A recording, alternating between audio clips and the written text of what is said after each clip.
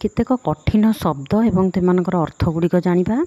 जेमतिकी Balilla माने इच्छा प्रकटित हैला, पापति माने पाइबा बा लभिबा, पर्वत पहाड़ पत्थर खंड उपलक्ष्य को बुझेब, बुदबुद माने पानी रे पदार्थ पड़िले जलर जो बुदबुद ऊपर को उठे, फी फी कृत माने फी फी कार शब्द बा फेनायित दृश्य, निश्वास माने दीर्घश्वास, वरुण जल देवता बा सागराधिपति को बुझेब,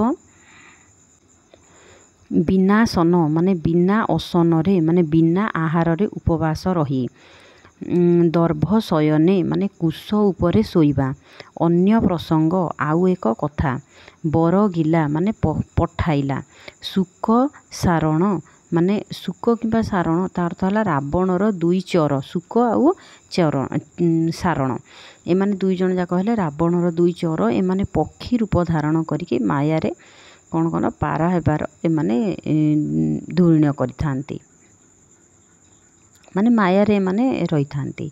तापर है विभीषणे माने विभीषण को रावणर सान भाई,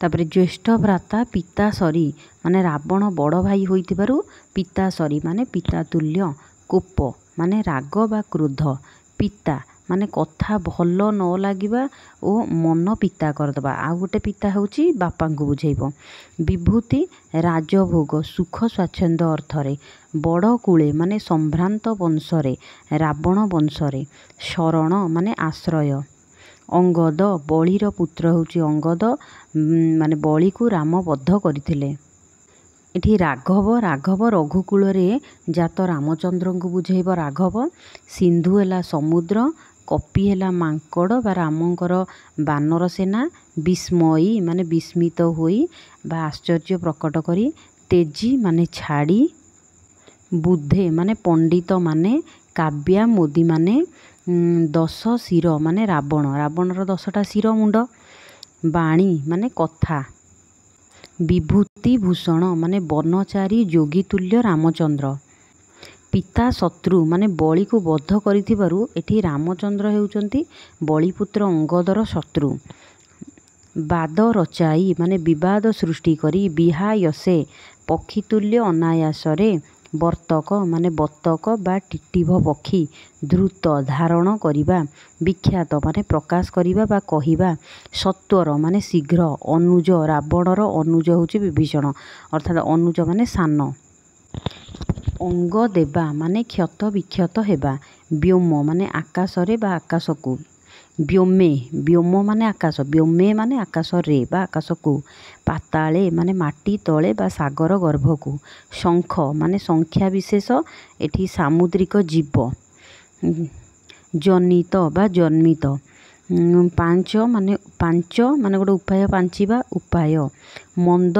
माने अल्प, मंद माने कम एठी अल्प, कुश माने तृण बा घास विशेष, प्रत्युत्तर माने जेउथिपाई मनसा करा जाइथिला ताहा मिली जिबा, विरसकु मंद करी माने दुखकु लाघव करी, पितृव्य माने अंगदर बापांक सान भाई सुग्रीव, बिहरी बा उड़ी, स्वरूप माने रूप धारण करिबा, के टिहो बतक करुथुबा ध्वनि, विंशति कर माने 20 हाथ थिबा रावण, देव रिपु देवतांक शत्रु, रिपु माने शत्रु, शत्रु रावण, समर्पु बा समर्पण करु, तल माने चापुड़ा माड़, चूर्ण माने चूना, विंध्य पर्वत विंध्य पर्वत, बारी राशि समुद्रर जल राशि, वितरणे पार हेबा पाई, बिहे माने विधान बा उपाय, मंद हास अल्प हसिबा, हीन पराक्रमे माने चक्रांतरे रावणर चक्रांत।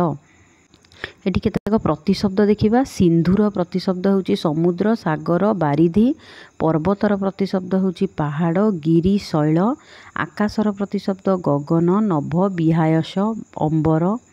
एठी केतेक शब्द अछि तार गद्य रूप लिखिबा, प्रापति जनमी दैव, तीनटा कर देख, प्रापति तार गद्य रूप हला प्राप्ति, जनमी जन्मी, दैव दैव।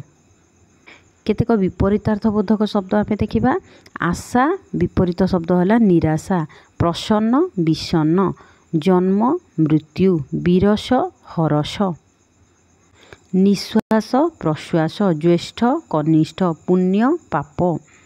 ଏଠି କେତେକ ଶବ୍ଦ ଦିଆଯାଇଛି, ସେମାନଙ୍କୁ ନେଇକି ଆମେ ବାକ୍ୟ ଗଠନ କରିବା। ବାକ୍ୟ ଗଠନ କଲେ ଆମେ ତାର ଅର୍ଥ ବି ବୁଝିପାରିବା। ପିତୃବ୍ୟ, ଗୋବିନ୍ଦ ଶରତ ବାବୁଙ୍କୁ ପିତୃବ୍ୟ ଜ୍ଞାନ କରୁଥିଲେ। ବ୍ୟୋମ, ପ୍ରଭାତ ହେଲେ ବ୍ୟୋମ ଦେଶ ଉଜ୍ଜ୍ୱଳି ଉଠେ। ପ୍ରସନ୍ନ, ଚିତ୍ତ ପ୍ରସନ୍ନ, ଚିତ୍ତ ମାନେ ଏଠି ମନ, ଚିତ୍ତ ପ୍ରସନ୍ନ ରହିଲେ ଶରୀର ସୁସ୍ଥ ରହେ। ଅନୁଜ, ଅନୁଜ ବିଭୀଷଣଙ୍କ ଉପରେ ରାବଣର କ୍ରୋଧ ଥିଲା ଅହେତୁକ। ତାପରେ ସତ୍ୱର, ଶତ୍ରୁ ଲୁଚିଥିବାର ଖବର ଜାଣିବା ମାତ୍ରେ ସେଠାରୁ ସତ୍ୱର ପଳାୟନ କରିବା ତାଙ୍କର ଉଚିତ ଥିଲା। ତାପରେ କେତେକ ସନ୍ଧି ବିଚ୍ଛେଦ ଦେଖିବା। ବଜ୍ରାଘାତ, ବଜ୍ରଯୁକ୍ତକ ଆଘାତ, ବଜ୍ରାଘାତ। ପ୍ରତ୍ୟୁତ୍ତର, ପ୍ରତିଯୁକ୍ତକ ଉତ୍ତର, ପ୍ରତ୍ୟୁତ୍ତର। ନିଶ୍ୱାସ, ନିହି ଯୁକ୍ତକ ଶ୍ୱାସ, ନିଶ୍ୱାସ। କେତେକ ବ୍ୟାସ ବାକ୍ୟ ସହିତ ଆମେ ସମାସର ନାମକୁ ଦେଖିବା। ବିଭୂତି ଭୂଷଣ, ବିଭୂତିରେ ଭୂଷିତ ଯେ, ସେ ହେଉଛି ବିଭୂତି ଭୂଷଣ। ତ ଉପପଦ ତତ୍ପୁରୁଷ ସମାସ, ବିଭୂତି ଯାହାର ଭୂଷଣ। ଯଦି ଏମିତି ଲେଖିବା ଆମେ ତାକୁ ବହୁବ୍ରୀହି ସମାସ କରିବା। ଦେଖ, ବିଭୂତିରେ ଭୂଷଣ ଯେ, ୟାକୁ ଉପପଦ ତତ୍ପୁରୁଷ କହିବା, କିନ୍ତୁ ବିଭୂତି ଯାହାର ଭୂଷଣ କହିଲେ ବହୁବ୍ରୀହି ସମାସ ହେବ।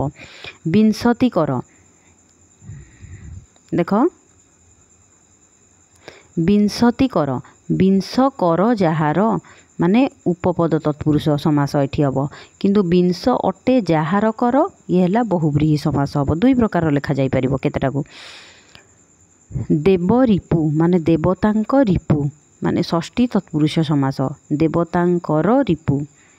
ହୀନ ପରାକ୍ରମ, ହୀନ ଅଟେ ପରାକ୍ରମ, ଇଏ ହେଲା କର୍ମଧାରୟ ସମାସ।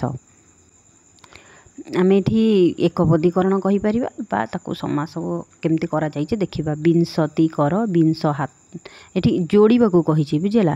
ବିଂଶତି କର, ବିଂଶ ହାତ ଯାହାର, ଦଶ ଶିର, ଦଶଟି ଶିର ଯାହାର, ବିନାଶନ, ବିନା ଅସନରେ, ବିହଙ୍ଗ, ବିହାୟସରେ ଗତି କରେ ଯେ, ବିଭୂତି ଭୂଷଣ, ଭସ୍ମ ଦ୍ୱାରା ଯେ ଭୂଷିତ ସେ ହେଲା ବିଭୂତି ଭୂଷଣ। ଏଠି କେତେକ ଶବ୍ଦର ଅର୍ଥ ଦେଖିବା। ଚୂର୍ଣ୍ଣ ମାନେ ଚୂନା, ବିନ୍ଧ୍ୟ ହେଲା ପର୍ବତ, ବିହେ ମାନେ ବିଧାନ, ବୁଦ୍ଧେ ମାନେ ପଣ୍ଡିତ ମାନେ, କପି ହେଲା ମାଙ୍କଡ଼।